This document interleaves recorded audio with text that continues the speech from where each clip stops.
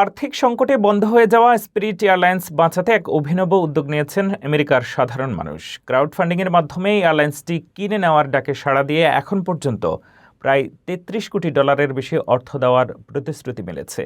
মূলত সোশ্যাল মিডিয়ার একটি ভিডিও থেকেই এই বিশাল ক্যাম্পেইন শুরু করা হয়, যা এখন বাস্তব রূপ নিতে যাচ্ছে।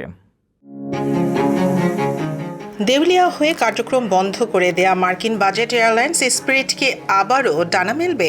গত সপ্তাহে হুট করে বন্ধ হয়ে যাওয়া এই সংস্থাকে বাঁচাতে এবার এগিয়ে এসেছেন খোদ সাধারণ মানুষ। টিকটক থেকে শুরু হওয়া একটি প্রচারণার মাধ্যমে এরই মধ্যে $33.50 কোটি বেশি অর্থের প্রতিশ্রুতি মিলেছে। মানুষের মালিকানাধীন নতুন এক এয়ারলাইন্স গড়ার এই স্বপ্ন কি শেষ পর্যন্ত সত্যি হতে যাচ্ছে?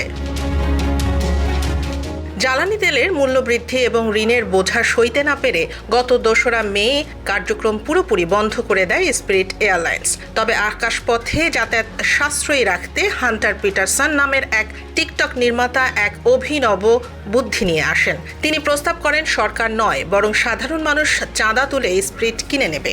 অনেকটা NFL দল গ্রিন বে প্যাকার্স এর আদলে গড়ে তোলা হবে এর মালিকানা।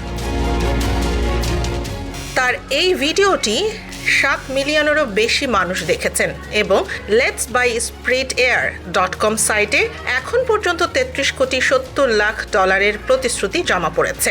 যদিও এগুলো সরাসরি পেমেন্ট নয়, বরং মানুষের আগ্রহের প্রতিফলন। তবুও পিটারসনের দাবি, ঠাট্টা দিয়ে শুরু হলেও বিষয়টি এখন নিয়ন্ত্রণের বাইরে চলে গেছে। অন্যদিকে স্পিরিট এয়ারলাইন্স কর্তৃপক্ষ জানিয়েছে সরাসরি বুকিং করা যাত্রীদের রিফান্ড দেওয়ার প্রক্রিয়া শুরু হয়েছে।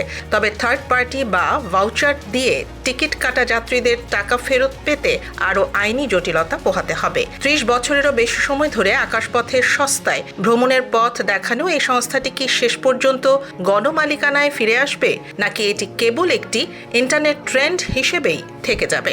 সেটাই এখন বড় প্রশ্ন।